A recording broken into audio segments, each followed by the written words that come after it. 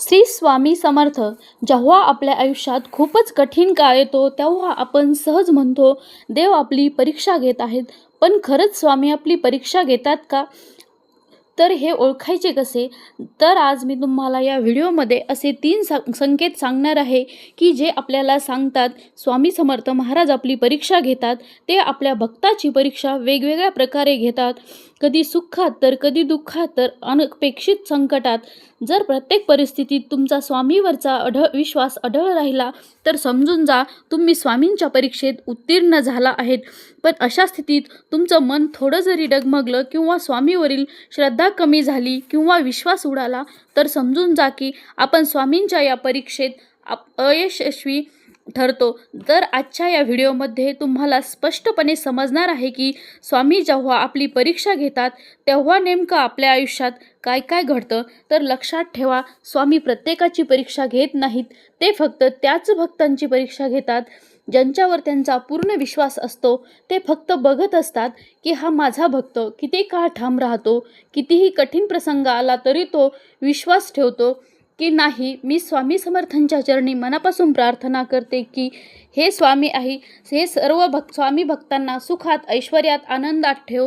तसेच प्रत्येक भक्तांचे प्रत्येक संकटातून रक्षण कर, त्यांना योग्य तो मार्ग दाखव. तर चला मग बघूया ते 3 संकेत कोणते आहेत की स्वामी आपली परीक्षा घेतात. पहिला संकेत, जेव्हा आपल्या आयुष्यातील दुःख हे शिगेला जाऊन पोहोचतात. जेव्हा महाराज एखाद्या भक्ताची परीक्षा घेतात तेव्हा त्यांचे दुःख हळूहळू शिगेला जाऊन पोहोचतं. असं वाटू लागतं की आता सगळं काही संपलं आहे. काय करावं, कुणाकडे मदत मागावी काहीच कळत नाही. आपण सर्व करतो, मेहनत करतो, धडपड करतो, काबाड कष्ट करतो, शक्य तेवढे प्रयत्न करतो, पण हाती येतं ते अपयश, निराशा.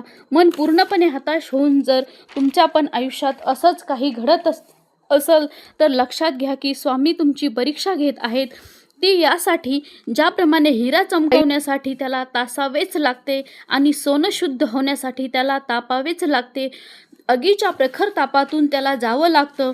त्याचप्रमाणे तुमच्या आयुष्यात एकामागून एक संकट येत असतील, पण तुम्ही प्रत्येक परिस्थितीत सामोरे जात असाल, प्रत्येक आव्हाने स्वीकारत जात असाल, तर विश्वास ठेवा तुमच्या आयुष्यात एक दिवस नक्कीच आनंद येईल. तुमचं आयुष्य सुखाने, समाधानाने, आनंदाने भरून जाईल.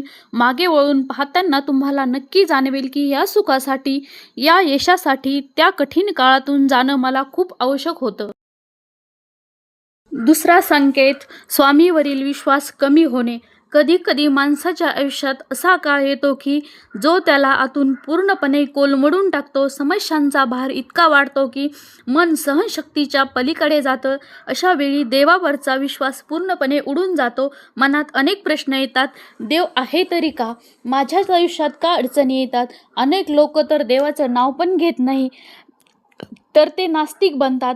कारण ती परिस्थिती ते सहन करू शकत नाही. त्यांना हेही समजत नाही की आपल्याच आयुष्यात असं का होतं. पण त्यांना समजत नाही की स्वामी आपली परीक्षा घेतात आणि ही परीक्षा इतकी कठीण असते की खूपच थोडे लोक यात उत्तीर्ण होतात. काही जण चुकीच्या मार्गाला जातात आणि हळूहळू वाईट मार्गाला जातात. पण जो या परीक्षेत पास होतो तो माणूस स्वतःवरचा आणि स्वामीवरचा विश्वास कधीही कमी होऊ देत नाही. कितीही संकटे समोर आली, कितीही दुःख आली तर तो धैर्याने परिस्थितींचा सामना करतो. तो मनाला शांत ठेवण्याचा प्रयत्न करतो, संयम सोडत नाही आणि त्याच्या मनात एकच विचार असतो की स्वामी जे करतील ते माझ्या भल्यासाठीच करतील. या परीक्षेत तुम्हालाही उत्तीर्ण व्हायचं असेल तर स्वामीवर पूर्णपणे विश्वास ठेवा. एक ना एक दिवस नक्की येईल की सगळं काही हळूहळू ठीक होईल. पण त्या दिवसापर्यंत तुम्हाला स्वतःवरचा आणि देवावरचा विश्वास टिकवायचा आहे आणि मनातील हिंमत सोडायची नाही. दुःख तर प्रत्येकाच्या आयुष्यात आहे.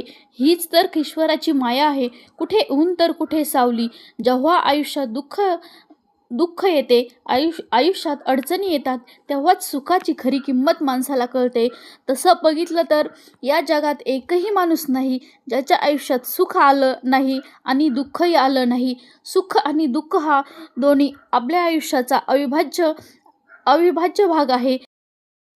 तिसरा संकेत, दारात सतत भिक्षुक किंवा भिकारी येणे.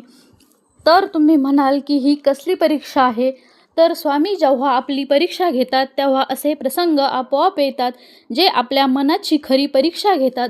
असं अनेक वेळा घडतं की कुणी भुकेलेला मनुष्य तुमच्या दारात येऊन उभा राहतो. कधी गाय येऊन उभी राहते, कधी कुत्रा.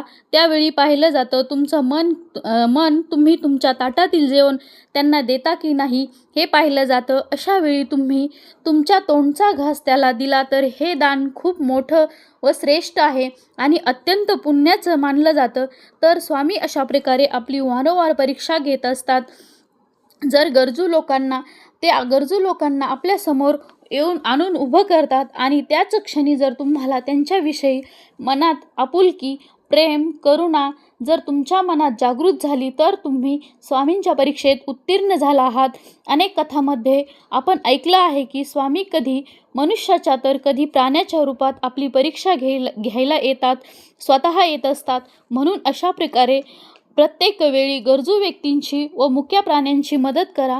असं केल्याने स्वामी प्रसन्न होतात आणि त्यांची कृपा सदैव तुमच्यावर टिकून राहते.